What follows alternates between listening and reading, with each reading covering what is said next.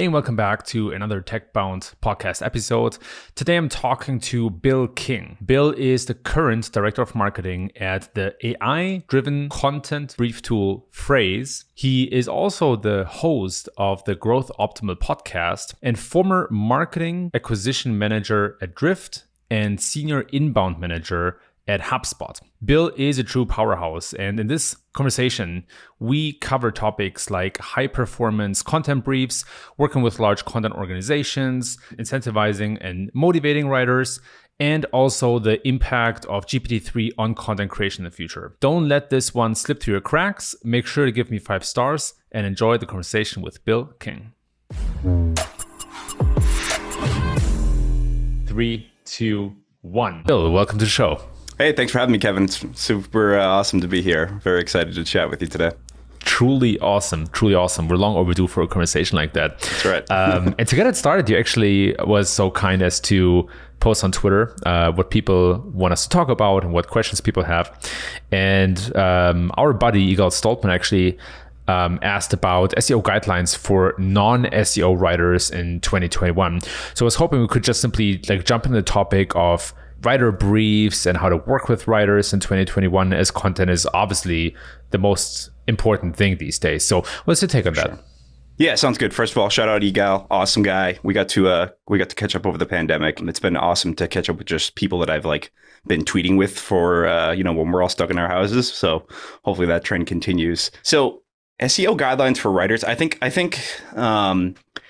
the way I've thought about guidelines for writers initially started as frustrations with my own process, where I would do a bunch of research on keywords, titles, all the standard things that come in what you would call guidelines for a writer. I think the official term we call it at Phrase is called a content brief, where you're basically taking SEO research and then translating that into guidelines for your writers.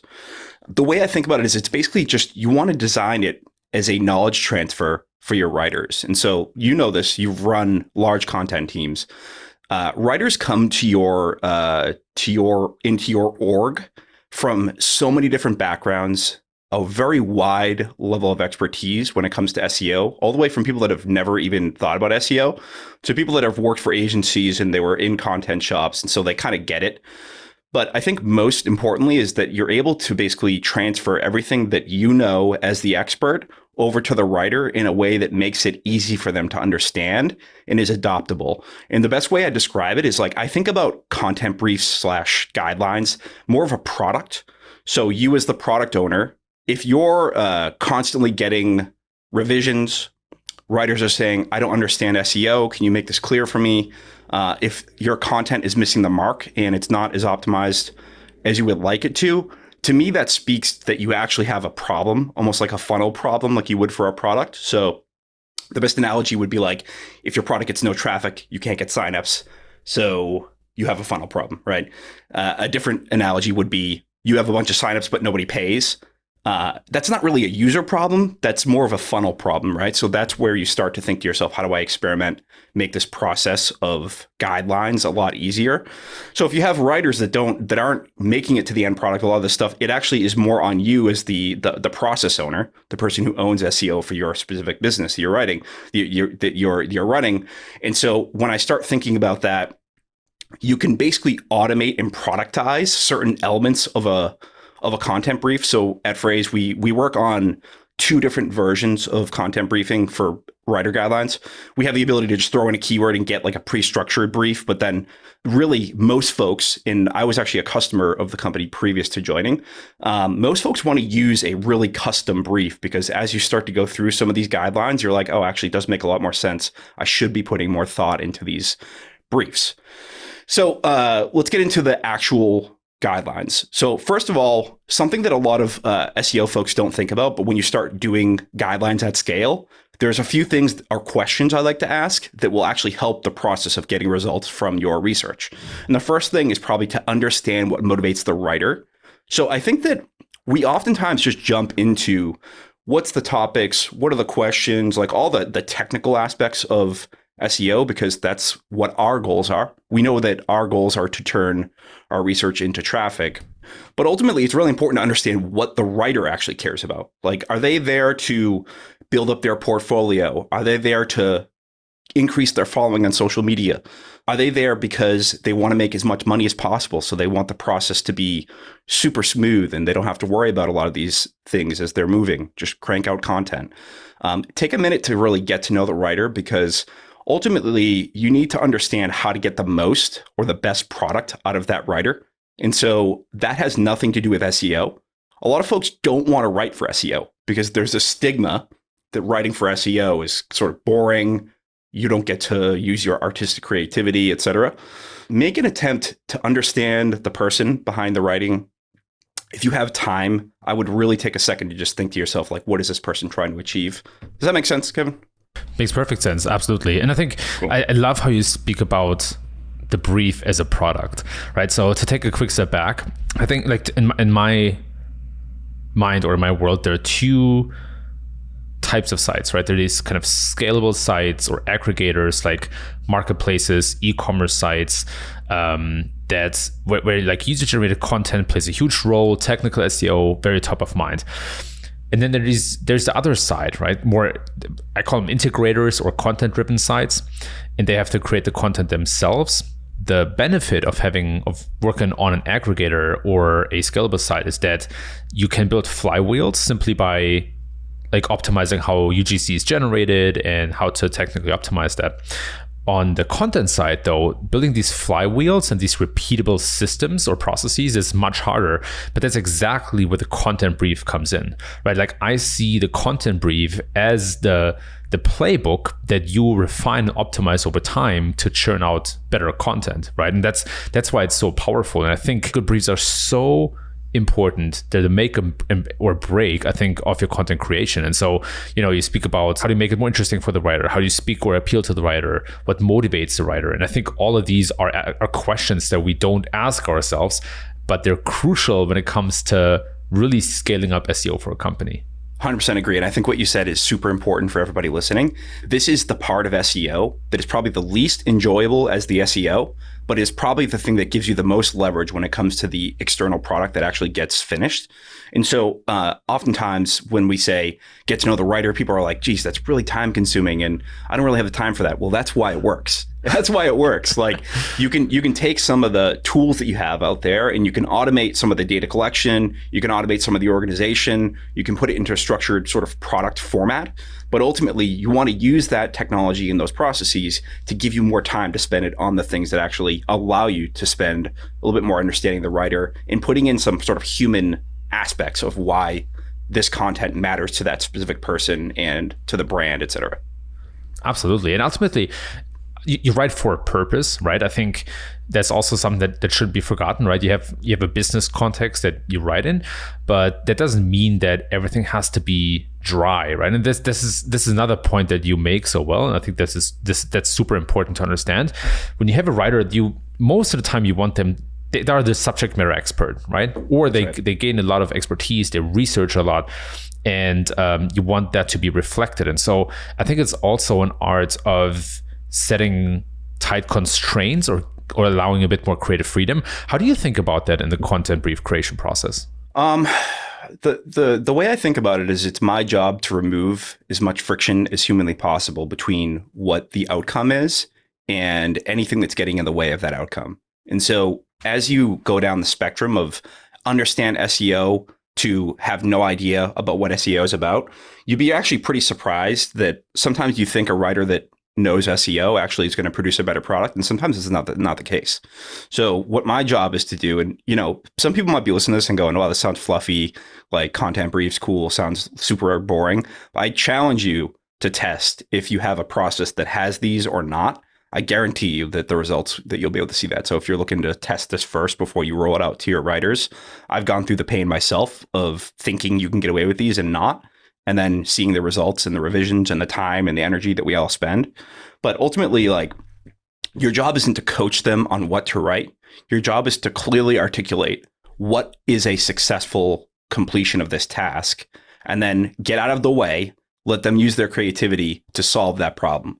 And so once you get into that sort of engine and repeatable processes, and you get all this stuff put in together into a brief process, then you can create an engine out of it. And so you can start to scale this across hundreds of writers. But until you've put in the time and effort to talk to the writers, understand what they need, and really have a conversation with them, then you're just going to be giving them the things that everybody else gives them: titles, keywords, topics, etc. And like, I know I went to school for journalism and then went into SEO. So I just so happened to be that person who went backwards. I went from content to SEO because nobody was finding it. And now I'm going from SEO to content. And so it's like, putting that lens on, you have to understand this is a hard job. Like, it's also really difficult as a person in content today because there's an ever increasing demand to produce things at scale, to go quickly, etc. So the more time you put into these little things that will scale infinitely from you, the more return you see on those things. The details matter. And you also mentioned a couple of the typical components of a brief, like keywords, metadata, whatnot. Maybe you would talk for a hot second about the basic components of a content brief, and then what components would make a content brief like top notch.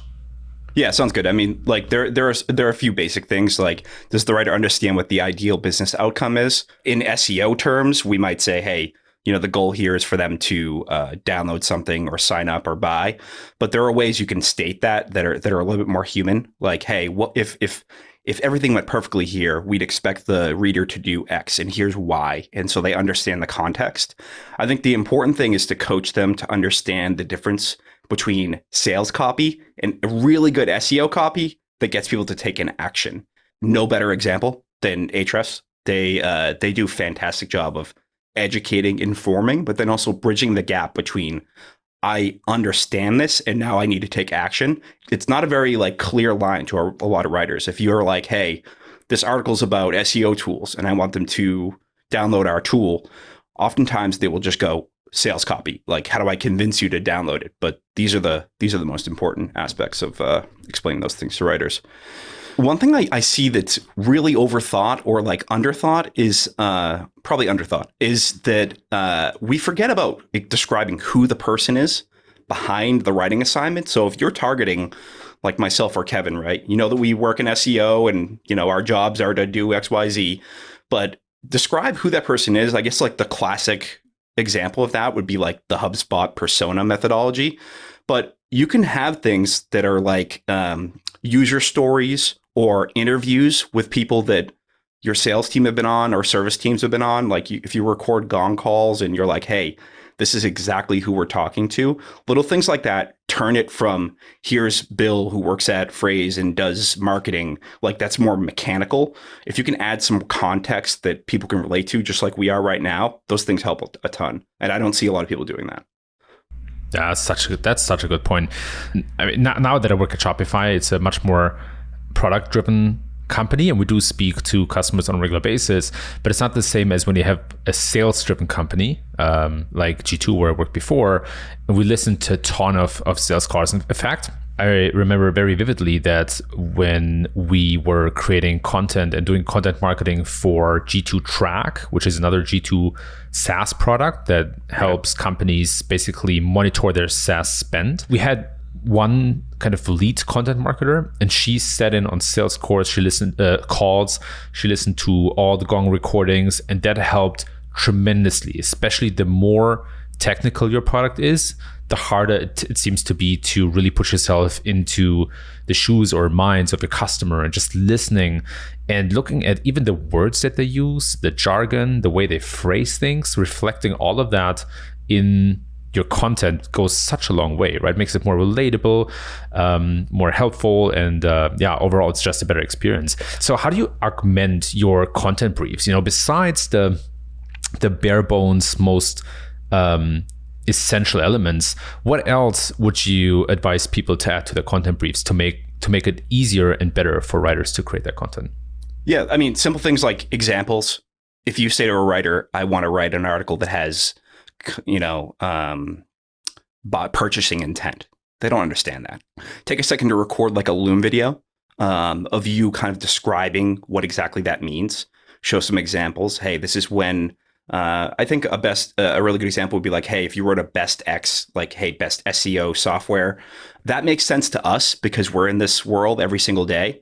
But a better way to describe that to the person who's using it would be like, hey, the person here is a marketer, and so they are looking for a shopping list in order for you to make a purchasing decision. Now, they're not going to make the decision yet, but this is the best way for us to optimize for what this person's looking for, is to make sure that they have the most complete list so that they can have their list and carve it down. That's like how a human would describe it. So just use those sort of like humanistic ways to describe exactly what you're talking about. Take the time to pre-record some of these things, and then you can engine and templatize all this stuff. So there's like, I have a library from all the years of doing this where I'm like, here's what a informational post is about, and here's real world examples. And then I literally sometimes will actually go and have a conversation with someone, and we'll actually sort of talk like I'm talking to the end user. And then they're like, okay, I understand. They're looking for information. They're looking to get the process started of maybe going further in their research, and they need data. And okay, I understand that. That makes sense to me. One thing that's really important for just overall SEO, strategy is understanding how semantic topics, related questions, etc., they all enhance the quality of the article. Now, we will sometimes put those in because we're thinking search volume, PAAs, like that's how our brains work. But to the end user or the person who's writing it, you can explain to them and say, listen, this adds value to the post. And these topics that are related to it aren't just there just for, search. They're there because this is how we can determine if this will be the most authoritative or the most complete article on the topic. And so what I've done is I've done the hard work for you. Now I just need you as the writing partner to help me complete that vision and add your own spin to it. Related questions, etc. Those things I think people most of the time get. They probably don't care for the most part, like how you're going to use them. It's more like, hey, if you were the person reading this, how could you nail exactly what you're looking for? Oftentimes you read something, there are follow-up questions, so you can work through this process with them by describing it in ways that are relatable. Yeah, absolutely. And another thought that came up where you were talking about this is the difference between working with in-house writers and freelancers.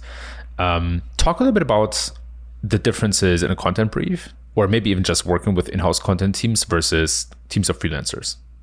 Yeah, that's a good question. I mean, like obviously you have a lot more authority over kind of what goes on with freelance writers, particularly if they're coming out of your budget or it's out of your program. I think a lot of these rules still apply with internal folks, but it's more about helping them be successful. That's one thing I've noticed like over the years of doing this is like, what exactly are the writers looking to accomplish, and how does SEO help them do that? Instead of going, God, I need all this content, we're always behind, like this is what I need, we have these goals. It's like, what are the goals that you have? How do I, as the internal advocate and the partner for you in the business, help you achieve those goals? And work with them like you would if you were working with anybody that you deeply respected. And I think it's really important to take a step back and think that these are people, we're all on the same team. And ultimately, there's always going to be deadlines. Like we're all going to be against pressure, but take a minute to really think about these things and spend time with them, like build up their relationships, because anybody can send somebody a list of keywords, but very few people can create relationships that scale as you, the individual person inside doing SEO, maybe the SEO person of one. You cannot win without great relationships with your team and all the people that help you scale. And I think you have said some fantastic things about this in the past, because I think I've learned some tough lessons over the course of my period, my career. It's like you can only do so much as an individual contributor. And so as you build these systems, you need to make sure that you have the relationships really tight with your internal team. Yeah, I feel like it's just part of the journey to go and learn that lesson. I certainly learned that lesson the hard way. I think it's almost like normal, right? Especially when you go from IC to manager. First, you kind of want to do everything, and then you're being like you learn your limits, and then you realize that you can scale impact through management. And I think it goes a really long way to establish that trust. In fact, I now believe that trust is one of the most important aspects of leadership, because it changes so many things. To make that more tangible, and in the context of content briefs, in a relationship where the writer trusts you, you can give maybe a bit higher constraints or more explicit guidelines, and they will work with that.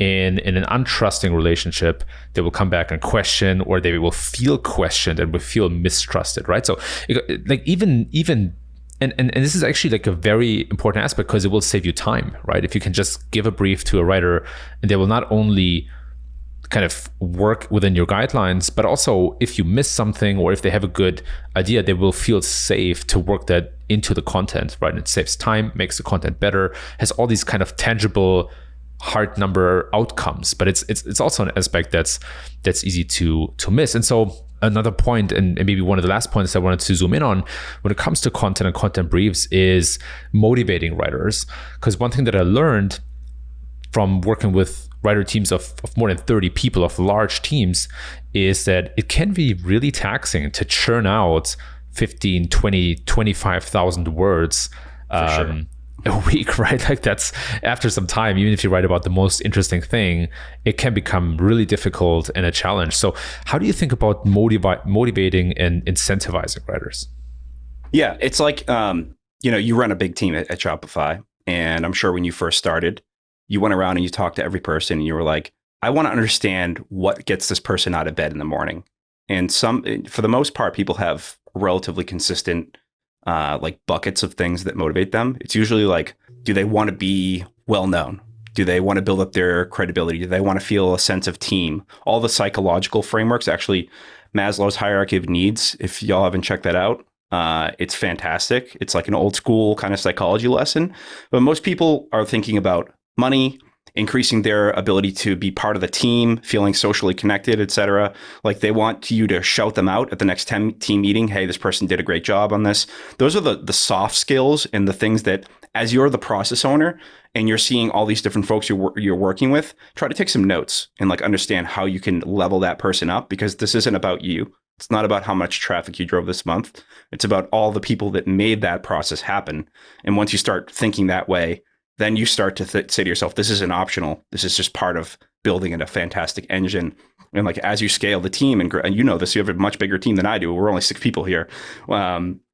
As you start to grow the operations, a lot of the technical aspects of operationalizing content and SEO become less important. And it's more about like what motivates the people and gets them excited. Yeah, it's I was a bit resistant to that idea when I first started managing people, because it sounds so woohoo and hippie and like, oh, we just need to be motivated, we just need to trust each other and love everything, and then everything's fine, right?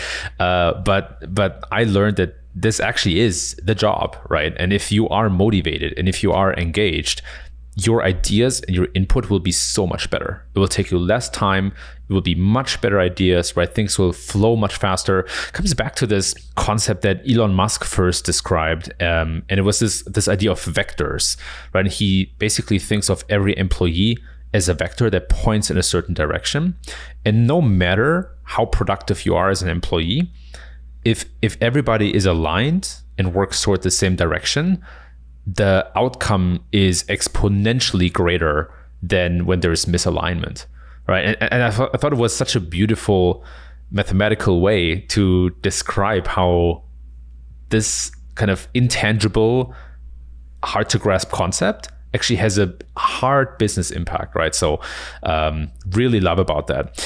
And so to pivot a little bit, when we talk about content and content generation and content briefs and leading content teams, one topic that has started to come to mind in the last 12, maybe 24 months is GPT-3. And so when you post on Twitter, Suresh Kumar Gandhi actually asked us to talk a little bit about GPT-3 for content, and basically wants to learn more about the future of search in the context of AI generated or machine generated content. What's your take on that? Yeah, sure. So for people who aren't familiar, GPT-3 is a technology that was released by OpenAI, Sam Altman and those folks. Essentially what they did was they said, how good of a natural language model could we build if we literally crawled the entire internet, or pretty close to it? And so over the past few years, we have seen tremendous progress in the AI and NLG space. Almost shocking to me, actually, because I think like a year ago, I tried playing around with these tools and they were hit or miss. I mean, they would do a sentence or two of language generation that was reasonable, but things are changing quickly. And so the game of content creation and SEO is going to change real fast. So, I mean, basically what we're talking about here is the ability to basically say, I want you to write about a certain thing. Here's the general guidelines. and then let the technology run and start to write that content for you. So for those of you who have not played with some of those tools, it's pretty mind-blowing. I wouldn't expect you to be able to say, write a blog post about SEO and then be able to get the whole thing out. We're not there yet, but it's coming. I think we're at an interesting time in the overall history of SEO, because for years now, Google has really struggled with the idea that they've got an increasing amount of demand for answers to super niche questions. So you see things like passage optimization, being able to extract specific areas of text to match your query a lot better. We see featured snippets because people just want a quick answer. They don't necessarily want to be on the article to search for that information. So what ends up happening is now that AI and GPT-3 are starting to make a lot of progress, the dynamics of that marketplace, the Google marketplace, problems and solutions, right? The dynamic has changed. And now we're going to start getting into an era where you can basically create anything you want at the click of a button. We're not there yet, but we're getting pretty close. And so my take, and everybody, the team at Phrase have been thinking about, if that hypothesis is true, and it looks pretty true, looks like we're heading in the direction where being able to generate basically a long form article is 24 months away, maybe less. So if that's the case, then who's going to win and what implications does that have on Google? So first things first, we know that there is a tremendous amount of energy going into keeping you on site on Google. I don't see that changing. I think you and I have talked like off the air about these types of things. And I think that the future of SEO or the SERP is going to be a lot more like a product experience. And if y'all haven't seen the COVID-19 SERPs, where they're getting very specific information, completely structured, there's not a lot of content, if any, that goes directly to sites. They're extracting everything as possible because it's a very sensitive topic, right? If that's the future of the SERP, where everything is all about extracting information and keeping you on Google, then think about this. If you can press and click an answer to any question, the marketplace will then turn quickly to who has the best answer. We're already kind of in that progress already. Like we see blips of it on the SERP. But I think as content creation gets a lot easier, it's going to be putting a huge emphasis on creating original, unique, and highly authoritative answers to very niche questions. And if that kind of works, right? Like marketplaces, like if you have a shortage of supply and too much demand, like that's a problem. And so we're kind of shifting now to where you can automatically create that content. So what does that mean for SEOs? What I think it means, and the hypothesis that we're working under at Phrase, is that if there's infinite supply, then you must do everything possible to make sure that your answer is the best and the most unique and adds the most value to the end user. So what we've been thinking about is how do we make tools and processes to help you do exactly that? Currently, what we've done is we've built some AI and LG tech that basically allows you to look at a snippet on a SERP. Let's say it's like, what is tech bound, right? There might be a great answer on there. But if everybody can press a button and go, what is tech bound, and generate an answer that's pulling from relatively the same database, the winners will be the people who are able to synthesize and process the general statements on this and then add their own value. So what we're doing is we're building stuff to like help you quickly paraphrase a block of text, to help you quickly understand the related semantic topics to a specific block of text, being able to automatically generate a brand new header or title. And so these quick tools are not about going from a thought to an article. It's the actual inverse. We're more thinking, how do we help you quickly extract and then act on these things versus just being able to generate? Because the market quickly is going to go to, I can create anything I want. That's basically the long answer. And I think in addition to that, if the SERP continues in the evolution it is now, where it's more about productized information and less about a click market over to different websites, then you as the website owner, you need to do everything you possibly can to have the best unique answer that adds the most value to the user, and also structure your website so that it's able to get max distribution. It's almost like Facebook ads. Like if you don't have creative that's able to get on all these different placements, you're just going to only have so much scale that you can possibly get. And so that's the way I think about structured data, all this different stuff that's coming out with passages. That's my take on it. What are your thoughts, Kevin? Yeah, I love that topic, and I love how you think about it, especially the way you call Google a marketplace of searches and information. And when you mentioned that, I think if Google can, so let's put it this way, I think there's certain supply that Google, with the help of GPT-3, might just be able to produce directly without the help of other websites. And then there's going to be I think there's a moral dilemma, right? Because I think there's a difference between, for example, Google entering the car sales market and aggregating results, or even the flight market, the hotel market, or Google kind of providing the answer for millions of queries directly and kind of more or less making websites redundant, right? I think like that's one moral dilemma. But then the other second order consequence or dilemma is, what's the data set that Google trains that AI on? Exactly. And even though GPT-3, as far as I understand, doesn't need supervision, it still needs a training set, right? Sure. And if you like that, it almost goes back to like Google using a lot of information from Wikipedia, and Wikipedia being open source. And so the question is, is that okay? Is that not okay? Technically should be okay, should not be okay. And I think it also quickly gets political. But I like how you then deferred the conversation toward what can people actually do? Because whether it's morally okay or not, I think it might be more a decision for another hour. Yeah, another hour or two. And it might also be more a decision to make for courts, or for the Department of Justice. That aside, I like how you focus on what webmasters can do, and what content even makes sense these days. And I actually spent a lot of time over the last couple of months to write about commodity content, which is basically content that anybody can create, easy to replicate. Think about dictionaries, recipes, a couple of other pieces of content as well, or content formats. And so the question then becomes, how can you create something that is unique and that's outstanding? And so how would you recommend companies to explore that, right? Like, how can you basically shed all the commodity content, and how do you develop a canonical piece of content for a topic? Yeah. Geez, that's really tough. I mean, I think if words are a commodity now, where you can press a button, then you need to start thinking deeply about how to create a competitive advantage. Like, are you going to be the speed shop, or are you going to be I have unique data, or I have unique abilities to visualize content, or I have unique ways to do a podcast, a video, and all these other things as sort of a media company on top of, sort of standard text-based content? I think we've already crossed the threshold where you need to start thinking about these different ways to create advantages right now. But in terms of advising people, I would think to yourself, first of all, like, how do you best serve the person that you're trying to target, right? So I'll take an example. I'm big into cryptocurrency. And so a lot of the folks that are in that space will productize specific aspects of their web-facing assets. And so if I want to go see what the conversion of Bitcoin to USD is today, you can go search. There's a great, elaborate product that shows you that in a visual way.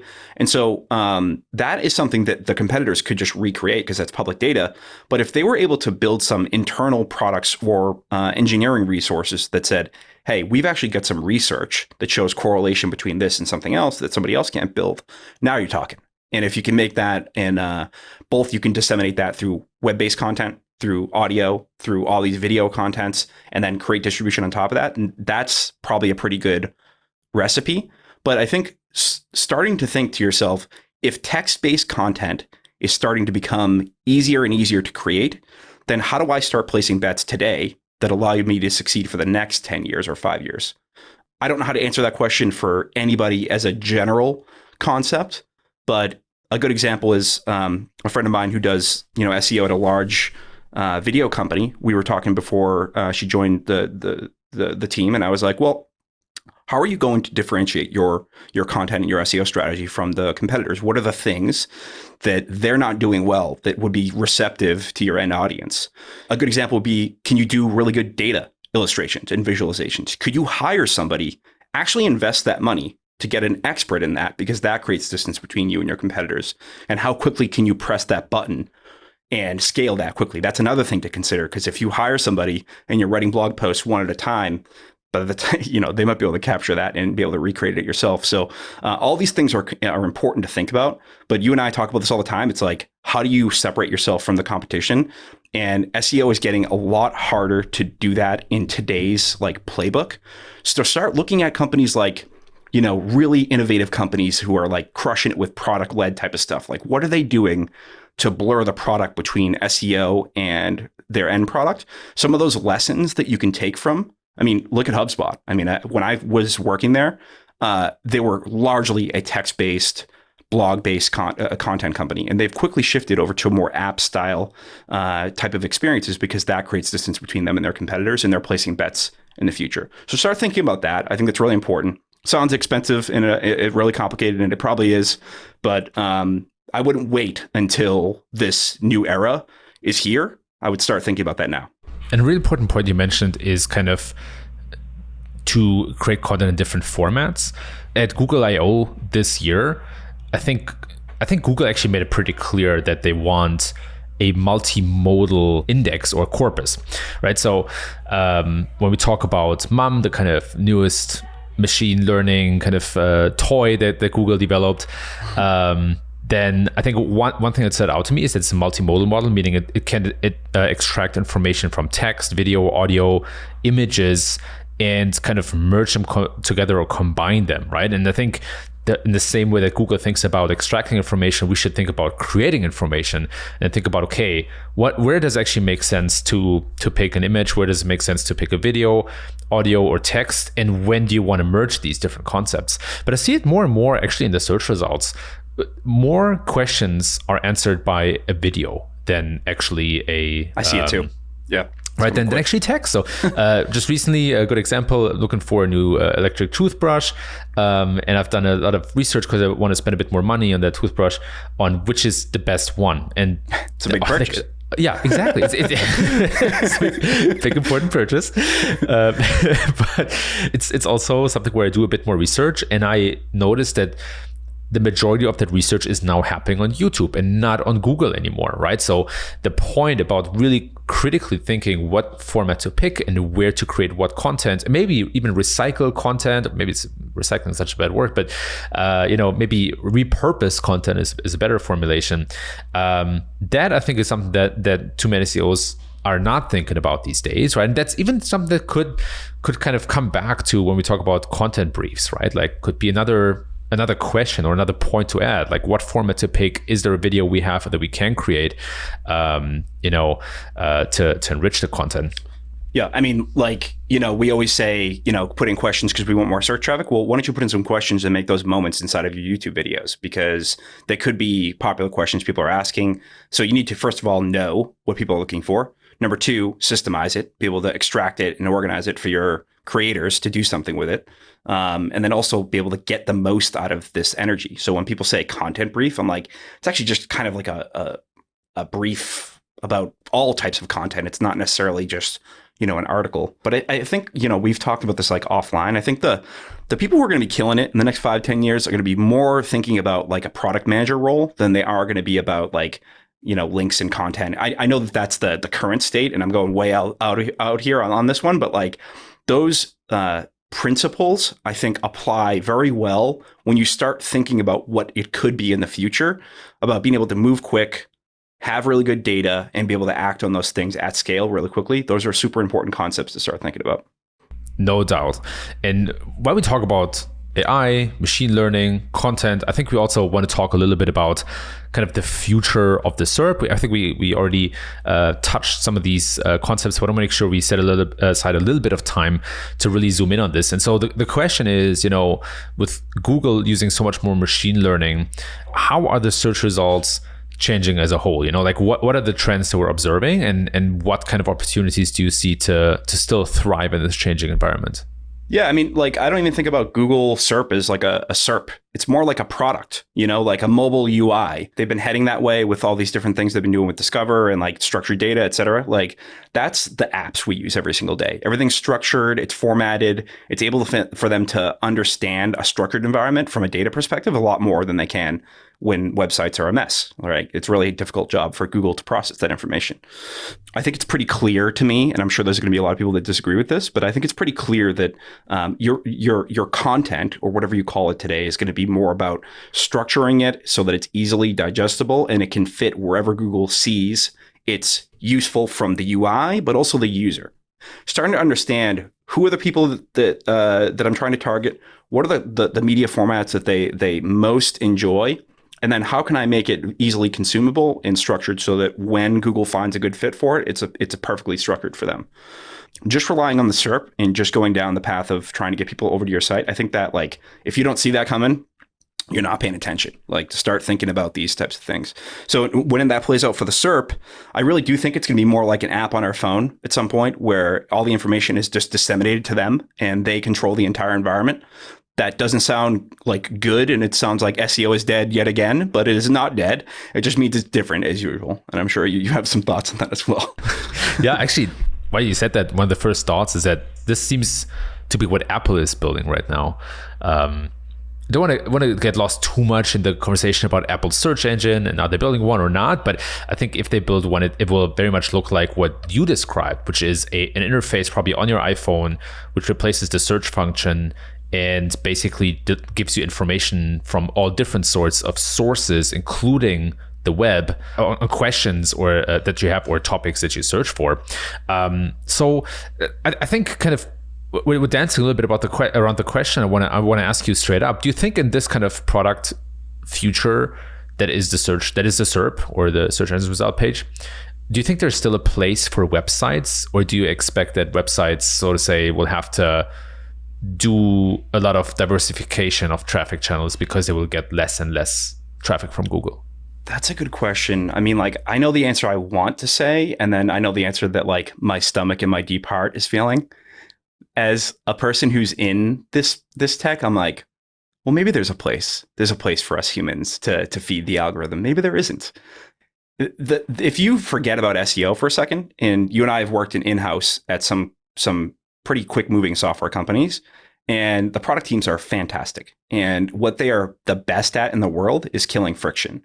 So their job is to remove physical or cognitive friction to get you to go from, I don't even know about this company or this product, to then using it. That's what Google's job is. It's not to cater to websites. At some point, I am fairly confident, I don't know when that timeline will be, that NLG and all this technology will be so good that Google will be less and less likely to rely on external sources of information. And so you brought up a good point earlier, which is like, how does it retrain that? That's the thing that I don't know, is what is going on in the lab at Google, that they either are going to make a choice where they say, this is nice to have, or we need the input from websites. And I don't know when that's going to happen or what that's going to shake out to be. But, like, what are the things you can do? You can make it easier for them to train their AI. And you can make your website super clean and fast and easy for people to enjoy while they're figuring this out. But don't you think, I mean, I'm curious what your thoughts are. Like, if you were the product manager for Google Search, what would you do if you had unlimited budget, which they clearly do, and they have unlimited engineering talent? Like, it seems pretty clear to me, but it sounds like some folks don't feel that way, and I'm a little bit confused. Like, how do you feel about that? I think it is a question of Google's goals, or what your goals are as a product manager. Is it to drive more revenue? Is it to improve the experience to a degree? And if it's about revenue, and we all know that Google still heavily relies on ads as a revenue driver. In fact, over 80% of Alphabet's revenue still come from ads. To squeeze more revenue, you probably want to find ways to show more ads to people, right? And you might have a better chance to do that when you keep people on your platform rather than sending them to websites. On the other hand, if it's about improving the experience and making Google more helpful, which is something that Sundar Pichai has really talked about at Google I/O. In this case, I think that creating a more immersive experience on Google and connecting Google with all the other properties like or let's say connect Google search with other properties like Gmail, like YouTube, like a couple of the assets that Google owns. I think in that case, I think there's much more to squeeze out. And I found it very interesting to test out Neba, a new search engine that is subscription driven and not ad revenue driven, seeing how they approach that. And they have some really interesting product features that are that to me kind of point a little bit at the direction that Google might go to. So it's like a long ramble to say that it depends a little bit on the incentives and the goals and where Google wants to go. I also think that there are natural constraints like regulation and like Sure. the government kind of potentially putting a wall between these things. I can see that kind of being the biggest issue. But I also found it very interesting how Google puts more effort into workspace to create a productivity product. Yeah. And a piece of me truly hopes that they drive a lot more subscription revenue with Workspace so that they're less reliant on ads and they don't have to tighten the screws on advertising in the Google search results and hopefully allow websites to live in that environment a bit longer. That's a long-winded way to say that. I mean, like, if Google had its way, everybody would host their website on Google and we would just be part of the app infrastructure. And it would be a lot easier for them to crawl, index, and understand the content. And obviously, nobody wants to do that because they don't want to give up the control. But I think we might be close to a day where there's no choice. Because if structured data and all these different efforts Google's making to understand your websites is such a big deal, and they're promoting it so hard because it helps them understand the content, you might get to a crossroad in a few years where they say, look, either you allow us to be able to understand your content a lot easier, a lot more structured, and here are the guidelines for you to do that. Or you just won't be included. And that's possible. That's totally possible. Would that upset a lot of people? Would that cause more drama in the legislative arena? Probably. There's some crazy stuff coming. I think that's like, I don't know what the answer is, but I think like if I was an engineer, the happy medium would just be like, hey, join the, you know what I mean? If you can't beat him, join him. Like literally just put all your stuff on Google and just say, forget it. Like, this is the primary way we're going to get distribution. Unless, like you said, the business model changes, which seems unlikely, or another competitor pushes the agenda faster. And so I think that's probably the more likely thing that would come out of that. But I agree with you. It's a rented property, right? That you get traffic from, and you have very little saying in how much traffic you get. I also think, to kind of come full circle, that if you have outstanding content, like and say there was no more Google, right? Like, I think there would be other mechanisms that people will discover your content, whether it's to something like a hacker news, right? Like a curation of websites, exactly. Social media, and so on. Or you can just subscribe to TechBound.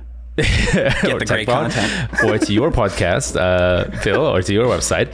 But I truly believe, right? And I think this is kind of a key lesson that I took away from you and from this conversation. I truly believe that good content will always reach the target audience. You have to, like, not without doing anything for it, but yep. Even in a world where, say, there was no more Google search or organic traffic, I think even in that world, outstanding content will always drive business, right? And yep. So I think the question, you almost have to detach the question of whether Google will use GPT-3 to create answers themselves, right? Or if GPT-3 will make that kind of redundant. I think at the end of the day, if you invest in outstanding, amazing content, that will always drive business. Yeah. Nirvana for Google is there's no friction between you and creating content. I think we're getting closer to that, where the sort of utility content is no longer what they need. It's more stuff like this conversation, sharing thoughts, because somebody's going to find that and go, oh, let's go down the rabbit hole of, XYZ. They're going to consume it in a different way. And this like general knowledge content is probably going to get phased out at some point, because the models are just getting too good at understanding what you need from a transactional level. But this dialogue, that's really hard to recreate. So if there's anybody out there that's thinking to themselves, what should I place? I think stuff like we're doing right now is probably the best bet you can place, at least to build your own brand and control your own distribution and kind of put up a moat that is harder to crack, right? All the people who subscribe to TechBound are very interested in what you have to say, and obviously for a good reason. You have awesome things to say. And so that's a lot harder to recreate than it is to write a blog post that you could send out to somebody else. And so do you, Bill. And that's why I'm so glad that you came on TechBound to talk about this. I feel excited, even after the last couple of sentences, really gets me amped up. But I also love the conversation. I think, we can really tie a bow on this thing. I think we came full circle. I think we have a lot of good nuggets in here. But I won't let you go without you telling people where they can find and follow you. Sure. Yeah. So you can find, we're building products to help you create content a lot faster, easier, over at phrase.io, frase.io. The best way I would describe it, our mission is to be like Notion or like a Airtable for SEO. That's what we're trying to do. We're trying to remove the friction from going from idea to first draft of your article faster, easier, better. That's the first thing. Second thing is I'm launching my own podcast. You can find out information on billkingtm.com, and Kevin will be one of my first guests, and we're going to get after it. I'm really excited about it. Oh, we are, man. We are. Thanks so much, Bill. This was amazing. Always great talking to you. Always learn a lot. Thank you for sharing that and coming on. And yeah, man, I'm excited to get this live. So yeah, thanks again, and we'll talk soon. Thanks. Boom. And that's a wrap. 3, 2, 1.